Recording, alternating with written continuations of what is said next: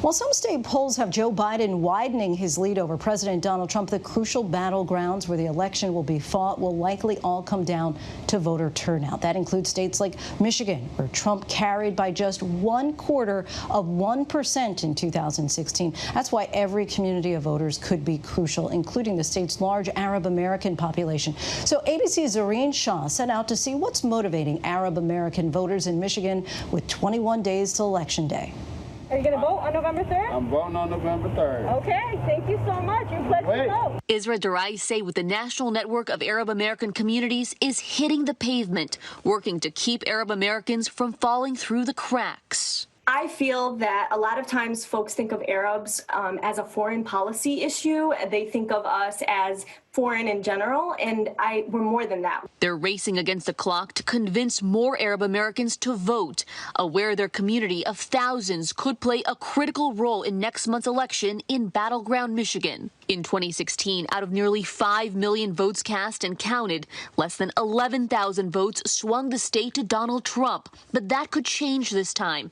Recent state polls already favor Joe Biden, and Michigan is home to over 200,000 Arab Americans, according to estimates from the Arab American Institute, many of them now energized by opposition to President Trump.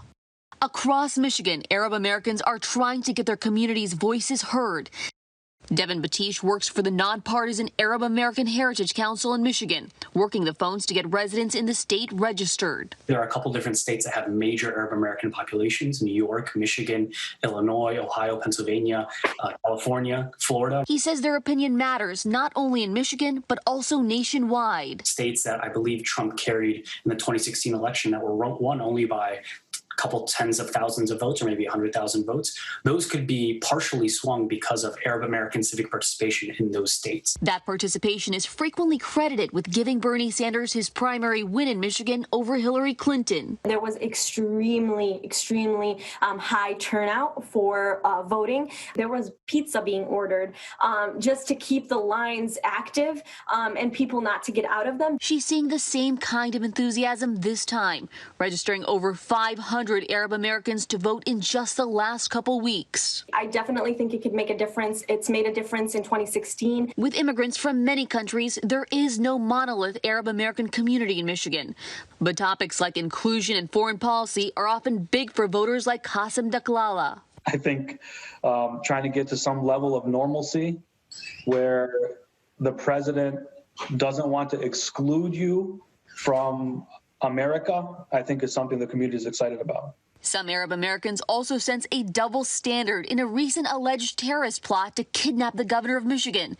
The incident potentially hitting a nerve for voters. Had they been Muslims, perhaps, I think the level of coverage and the type of coverage that the plot would have gotten would have been a little bit different. I think some people were loath to call their actions terrorist, but they clearly are terrorist actions. Daklala says he feels how Trump has specifically handled many recent issues, including race, partisanship, and foreign policy, helps Biden in the state, even though he and many others were originally Bernie loyalists. I think at first it started off as anybody but Trump, but now I feel like Biden and Harris specifically are garnering support within the community.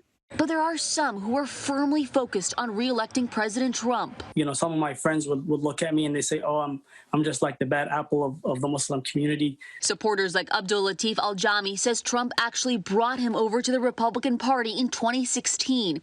He credits President Trump with strengthening the military, supporting law enforcement and the economy. I think that Americans are wealthier now. I mean, seriously, nobody was able to save any money.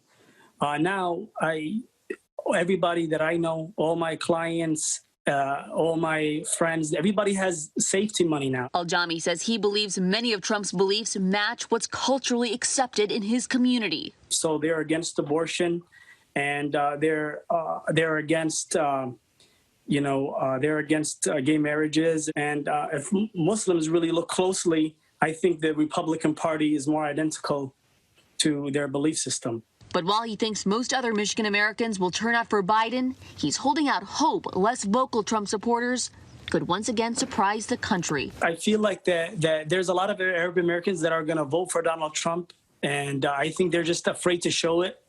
out loud and talk about it out loud. Our thanks to Zohreen for that.